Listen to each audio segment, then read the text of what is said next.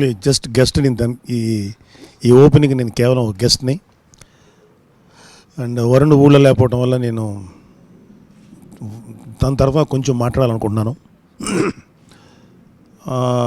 ఎప్పటి నుంచో దిల్ రాజు గారి సినిమా ఒకటి చేయాల్సినటువంటి కమిట్మెంట్ ఉంది.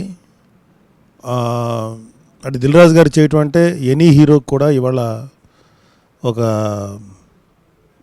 మంచి అవకాశం లాంటిది. ఎందుకంటే ఒక సినిమాని తీసేటప్పుడు ఆయన దిల్ రాజు గారి బ్యానర్లో ఒక దర్శకుడు ఎవరు, మ్యూజిక్ డైరెక్టర్ ఎవరు, అదర్ టెక్నీషియన్స్ ఎవరు ఆలోచించక్కర్లా. ఎందుకంటే ఆ సినిమా మీద అంత ప్యాషన్ ఉన్న వ్యక్తి అన్నీ తను చూసుకుంటూ సినిమాని ఒక విపరీతమైనటువంటి డెడికేషన్తో తీసే నిర్మాత. సో ఆయన బ్యానర్లో ఆయన ఆధ్వర్యంలో సినిమా అంటేనే అది ఆల్మోస్ట్ అన్ని రకాలుగా చూసుకోగలిగే సత్తా ఉన్న ప్రొడ్యూసర్ కాబట్టి ఆయనతో చేయటం అనేది ప్రతి హీరోకి ఒక మంచి అవకాశంగా ఫీల్ అవుతారు.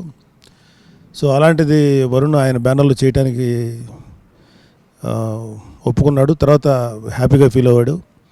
కాకపోతే నాకు కూడా చాలా రాజుగారి బ్యానర్లో వరుణ్ బాబు చేస్తే బాగుంటుందనే యాజ్ ఎ ఫాదర్గా నాకు కూడా ఉండేది.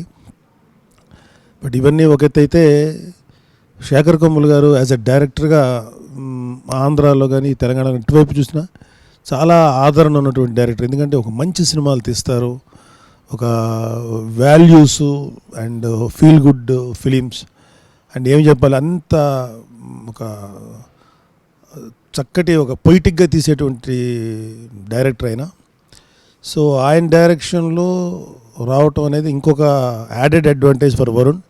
సో మన శేఖర్ కమ్ముల్ గారు, దిల్ రాజు గారు వీళ్ళిద్దరు కాంబినేషన్లో చేయటం అంటే నిజంగా ఈ సినిమా చేయటం వరుణ్కి ఒక మంచి లక్ అని నేను అనుకుంటున్నాను.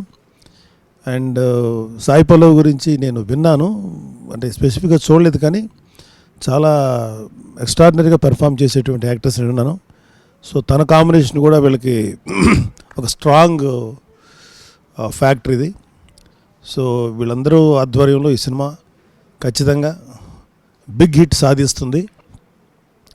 నమ్మకం కాదు, సాధిస్తుందని నాకు తెలుసు.